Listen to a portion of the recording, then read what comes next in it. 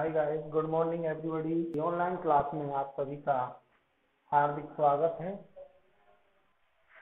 मैं नरेश कुमार आपके समक्ष लेकर के आया हूँ हिंदी क्लास है, जिसमें पहली क्लास में हमारी जो वर्णमाला के बारे में हमने अध्ययन किया था, उसमें स्वर वर्णों के बारे में अध्ययन किया था। आज हम उससे आगे बढ़ते हैं और वर्णमाला के अंतर्गत आज हम अध्ययन करेंगे व्यंजन वर्णों के बारे में।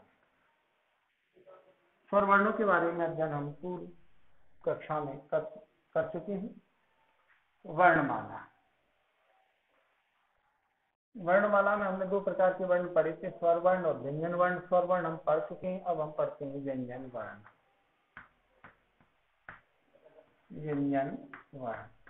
व्यंजन वर्ण होते कौन कौन से हैं?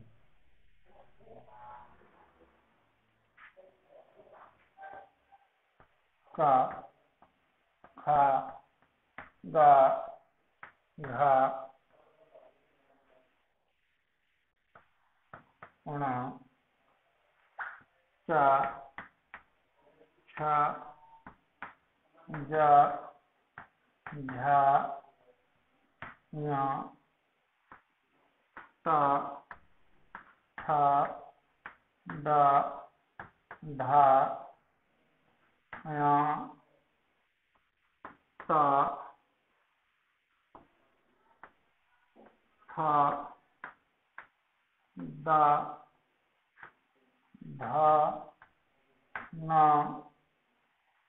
पा, हा, बा, धा, मा,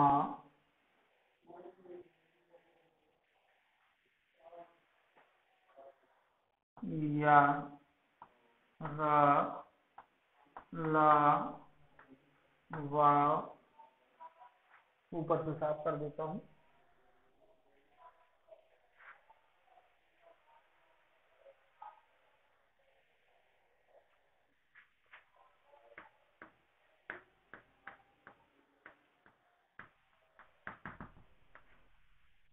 वा,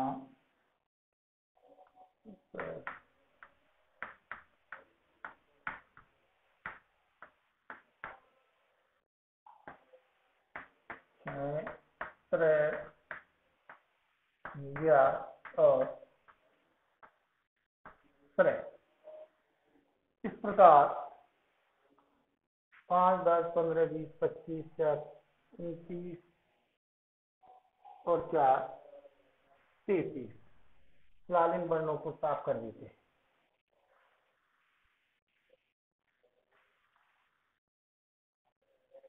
5, 10, 15, 20, 25, 4, 29 और 4, 33।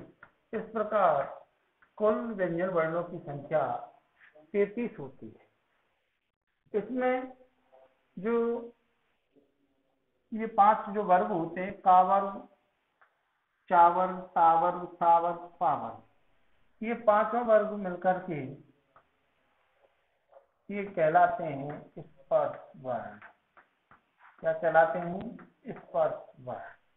इन वर्णों का जब उच्चारण किया जाता है तो निश्चित रूप से ये जो हमारे मुख के अंदर जो 8 उच्चारण स्थान हैं, कहीं ना कहीं किसी न किसी अंग से स्पर्श होकर के निकलते। जो वो ध्वनि, जब इन वर्णों का उच्चारण हम करते हैं तो वह ध्वनि हमारे 8 उच्चारण स्थानों का कहीं ना कहीं या किसी न किसी से स्पर्श करके बाहर निकलती है।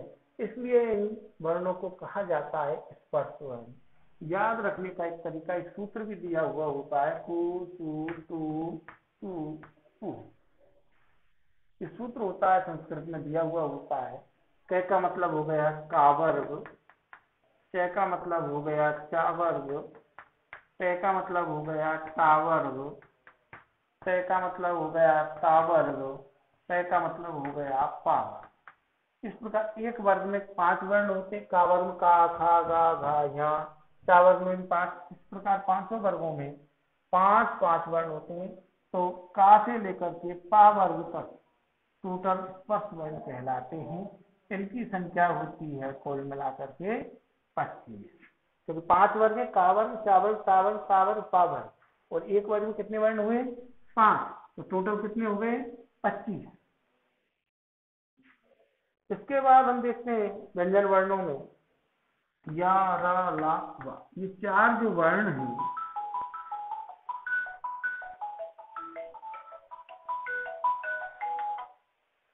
ये जो 4 वर्ण हैं, ये क्या कहलाते हैं? अंतःस्थ वर्ण। क्या कहलाते हैं? अंतःस्थ वर्ण। इनके क्रम को लेकर के भी कई विद्वानों का अलग अलग मत है। प्राय वर्णमाला के हिसाब से देखते हैं तो ये, रे, ले, वे, ये सही क्रम होता है। और यदि हम देखते हैं संधि नियमों के अंतर्गत देखते हैं तो फिर इनका क्रम ये, ई के स्थान पर ये, उ के स्थान पर वे, री के स्थान पर ये, वे, और ली के स्थान पर ले। तो इनका क्रम फिर यवरा, ये, वे, रे, ले हो जाता है। वर्णमाला के दृष्टिकोण से देखते हैं तो ये, रे, ले, वे सही क्रम है। और यदि संधि नियमों के अंतर्गत देखते हैं तो इनका सही क्रम होता है ये, वे, रे, ले, ये, वे, रे, ले, यवरा। और वर्णमाला के अनुसार होता है ये, रे, ले, वे। तो ये 4 जो वर्ण है ये अंतस्थ वर्ण कहलाए। इनकी संख्या कितनी हो गई? 4। है, ये कौन से वर्ण कहलाए? ऊष्म वर्ण कहलाए। कौन से वर्ण कहलाए? ऊष्म वर्ण कहलाए। इनकी संख्या कितनी हो गई? इनकी भी 4। तो वर्णमाला में व्यंजन वर्णों के अंतर्गत केवल इन्हीं वर्णों की गिनती की जाती है। और व्यंजन वर्णों में कुल इन्हीं वर्णों की जब गिनती की जाती है तो स्पर्श वर्ण हो गए 25, अंतःस्थ वर्ण हो गए 4 और ऊष्म वर्ण हो गए 4। तो हमारी टोटल संख्या कितनी आ जाती है? 33। देखो, स्पर्श वर्ण प्लस अंतःस्थ वर्ण प्लस ऊष्म वर्ण बराबर स्पर्श वर्णों की संख्या कितनी है?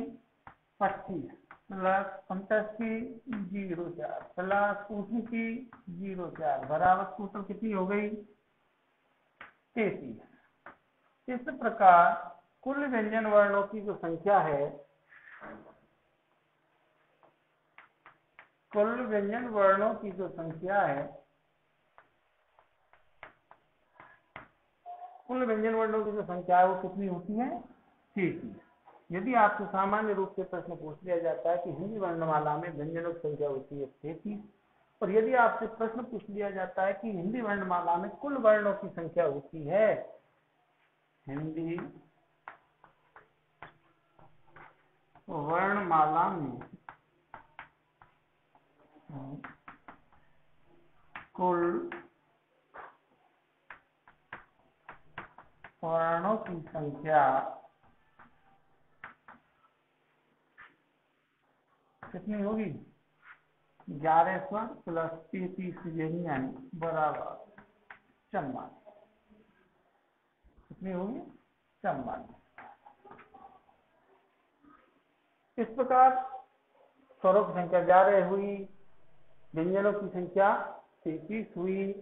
अब जो बच गए वर्ण वो कहाँ गए? उनकी गिनती कहाँ की जाएगी? छह, त्रय, ज्या और श्रय।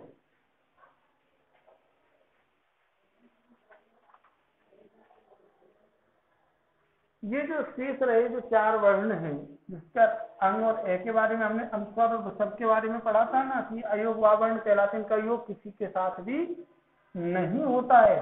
उसी प्रकार व्यंजनों में भी संयुक्त वर्ण है। क्या है? संयुक्त वर्ण हैं, जिनकी संख्या कितनी है? 4 है। कौन कौन सी हैं? छह, त्रय, ज्या और श्रय। ये चारों वर्ण क्या कहलाते हैं? संयुक्त वर्ण कहलाते हैं।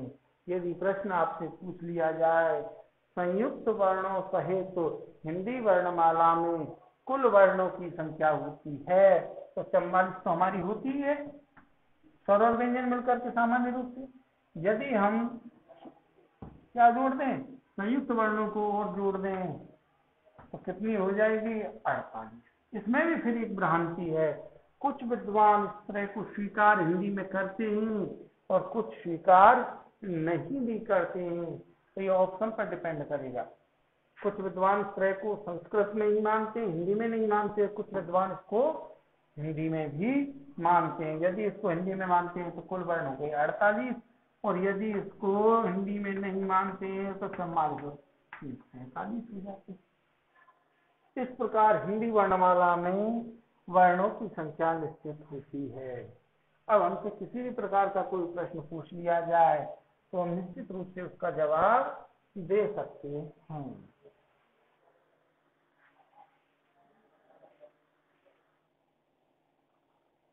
6 आधा के प्लस आधा से प्लस ए, इससे मिलकर के बनता है क्या, 6 आधा पे प्लस आधा रे प्लस ए, इससे मिलकर के क्या बनता है, 3 इन वर्णों से मिलकर के आधा जे प्लस आधा ये प्लस ए, क्या बनता है, ये और श्रेय को स्वीकार करते ही नहीं करते हैं तो आधा से आधा रे और आ से मिलकर के बनता है, आधा सा आधा रा और आ से मिलकर के बनता है। लेकिन हिंदी वर्णमाला में ये भी तथ्य की बात है कि इन तीनों को ही सही स्वर मानते हैं ज्यादातर विद्वान।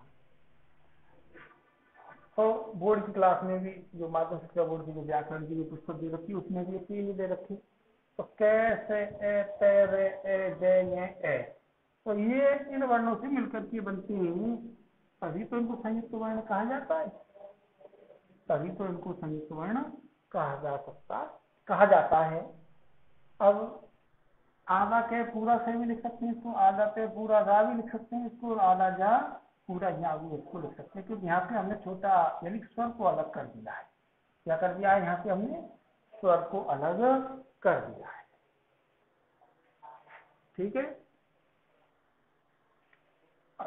ये तो अपनी रही एक स्वर और व्यंजन वर्णों के बारे में एक सामान्य परिचय रहा। एक छोटा सा प्रश्न मैं आपके सामने रखता हूँ और मैं आपसे पूछता हूँ, ये से लिखा हुआ है, ये से लिखा हुआ है, इनमें से वर्ण कौन सा है? मेरा प्रश्न है आपसे कि वर्ण कौन सा है? सभी स्वर वर्ण होते हैं, सभी स्वर वर्ण होते हैं, ये तो हम जानते हैं। तो स्वरों के बारे में तो कोई भ्रांति है ही नहीं। आ क्या है, स्वर है, ई क्या है, स्वर है, ये क्या है, स्वर है। लेकिन अब हम ये देखते हैं कि इनमें से कौन सा रूप वर्ण, सॉरी ये सब, ये भी वर्ण है, ये भी वर्ण है, ये भी वर्ण है, अर्थात सभी स्वर वर्ण होते हैं, लेकिन इनमें से कौन सा वर्ण है? दोस्तों ये वर्ण नहीं कहलाता है। वर्ण क्या कहलाएगा? ये कहलाएगा, क्योंकि हमारी परिभाषा क्या कहती है, जिसके हम टुकड़े ना कर सके इसके तो हम टुकड़े कर सकते हैं, छह में से किसको निकाल सकते हैं, आ को निकाल सकते हैं। तो इसका मतलब क्या हुआ, ये वर्ण नहीं है, क्योंकि यहाँ तो हमने इसके टुकड़े कर दिए, जबकि ये जो है इसके हम टुकड़े नहीं कर सकते, इसलिए ये क्या कहलाएगा, वर्ण कहलाएगा। क्या कहलाएगा? वर्ण कहलाएगा। वर्ण तो जो व्यंजन जो होते हैं तो वो हलंत युक्त जो व्यंजन होते हैं उन्हीं को वर्ण कहते हैं, नहीं तो अपन उसको फिर व्यंजन कहेंगे। क्या कहेंगे? व्यंजन। तो व्यंजन और वर्ण में भी अंतर होना बहुत जरूरी है। आपसे पूछ लीजिए निम्न में से वर्ण है, मैंने प्रश्न दिया, निम्न में से वर्ण है, ऑप्शन बना लिया, आ ई बा का सा आ वा बा दोनों और दा का। ई के ए में बे दोनों और सही, ये और ये दोनों सही हो तो ये चेंज करना है, और का ये सही हो तो ये सही करना। तो अपना उत्तर क्या सही होगा? हाँ सही हो। क्यों?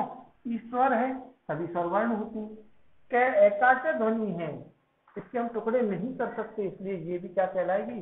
तो वर्ण कहलाएगी। जबकि कै जो है इसके हम टुकड़े कर सकते हैं, क्योंकि कै में क्या मिला हुआ है? ए मिला हुआ है, इसलिए इसको हम वर्ण नहीं कहेंगे।